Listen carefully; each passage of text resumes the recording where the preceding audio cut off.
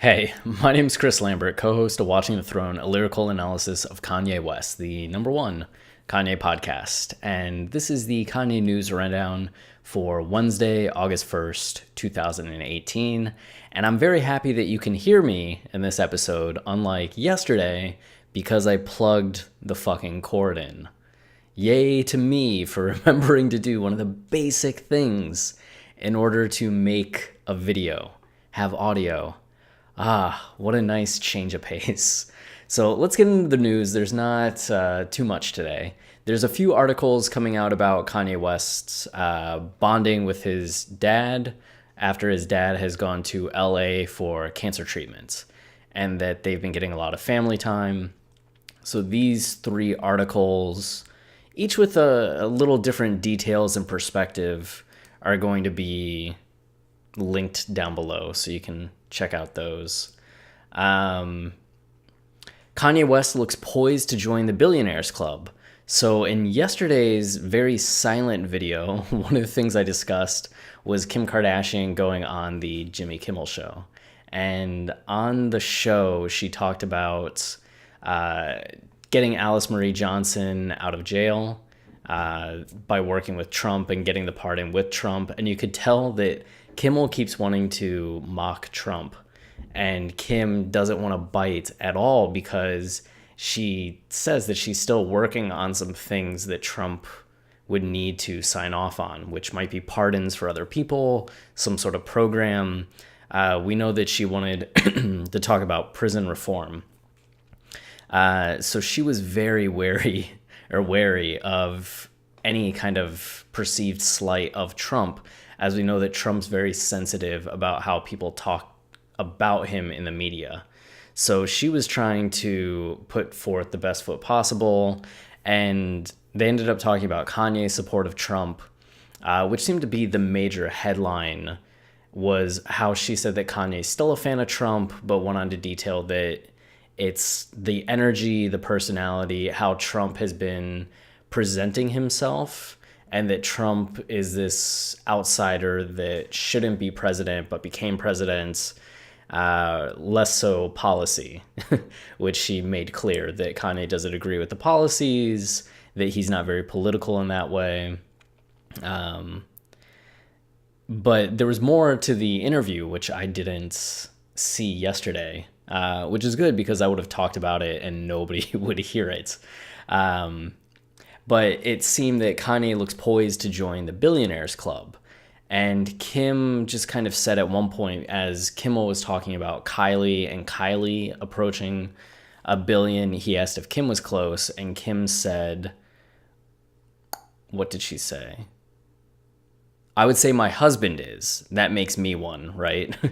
So that detail led to Hip Hop Wired investigating a little bit more about the evaluation of Yeezy and the finances behind that, showing that Kanye is, if he were to sell off parts of Yeezy or sell stake in Yeezy, close to being a billionaire.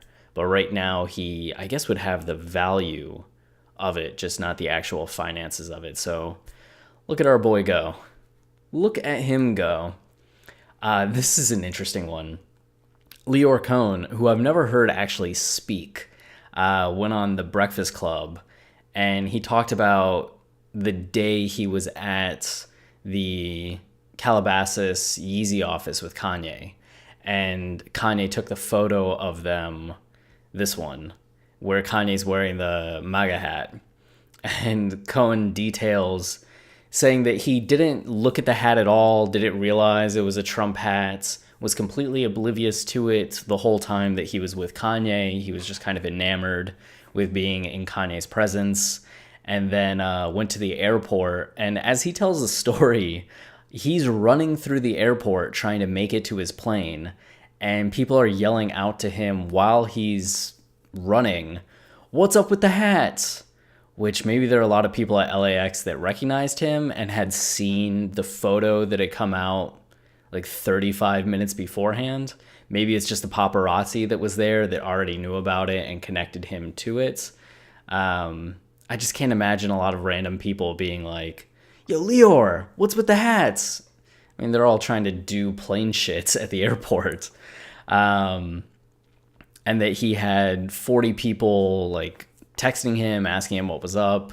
And he didn't give a fuck about it. He said that he doesn't get involved in the personal stuff at all, that he's all about talent. But then he starts to go into some shit about how if a rapper is holding a cup in front of him, he'll call the rapper out saying that's liquid heroin. And it's like, what? How did we reach this point? So Lior is a very interesting man to hear talk. I think this interview is very interesting. He is absolutely a power mover.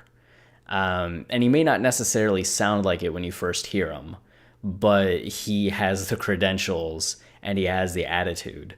So if you want to study somebody that's like a mover and a shaker, watch this interview and just see how Lior goes about handling himself and the vibe he gives off. There's a lot to take away from that. But as you can see, XXL detailed that his part about Kanye starts at 43:02. There's another article about Kanye's splatter pants. Yesterday, I talked about one of the articles just detailing the pants and what was cool about them.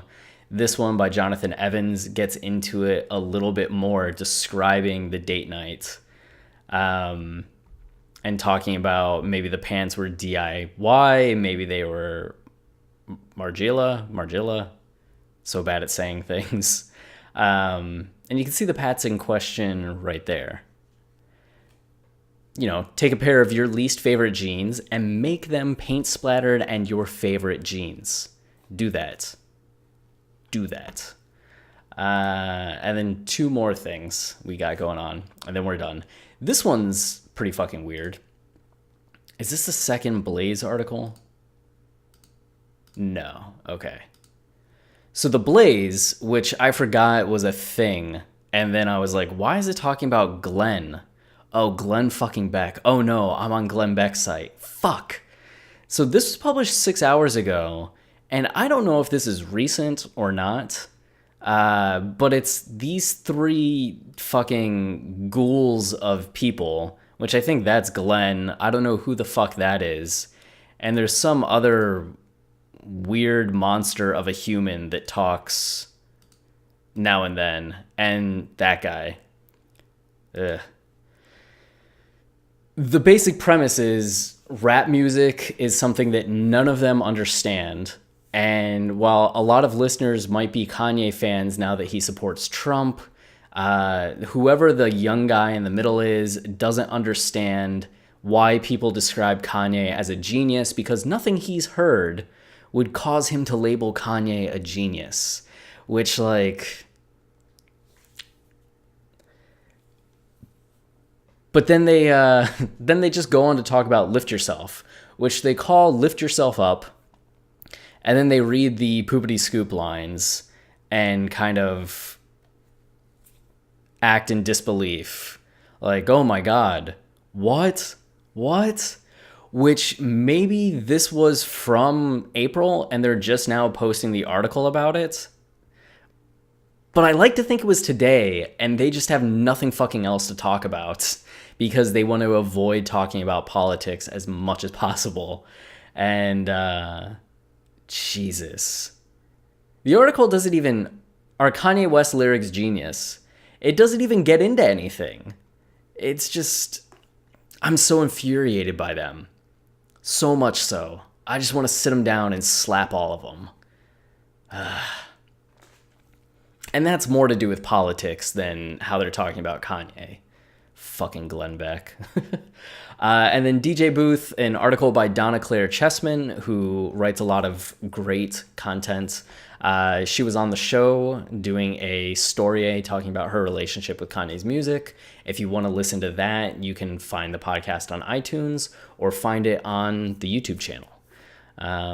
But here she has some details about Pusha T.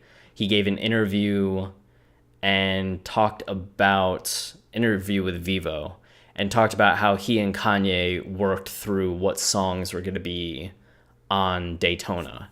And the highlight being that Kanye asked him to talk about 25 songs that Pusha liked.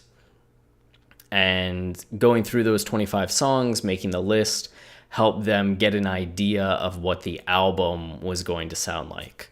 And that was one of the big things that helped shape the sound and made it what it is. So that's some cool insights. And I think these Wyoming sessions and the stories behind them are going to be something that kind of trickle out over the years.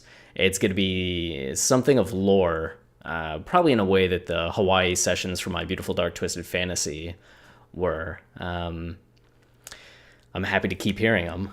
But that does it. That's all the Kanye West news for this Wednesday. It would be amazing if you would subscribe to the channel. We're trying to reach 1,000 and we're not quite there yet. So that would be great. Otherwise, I'll be back tomorrow night with another video recapping the Kanye news for Thursday, August 2nd.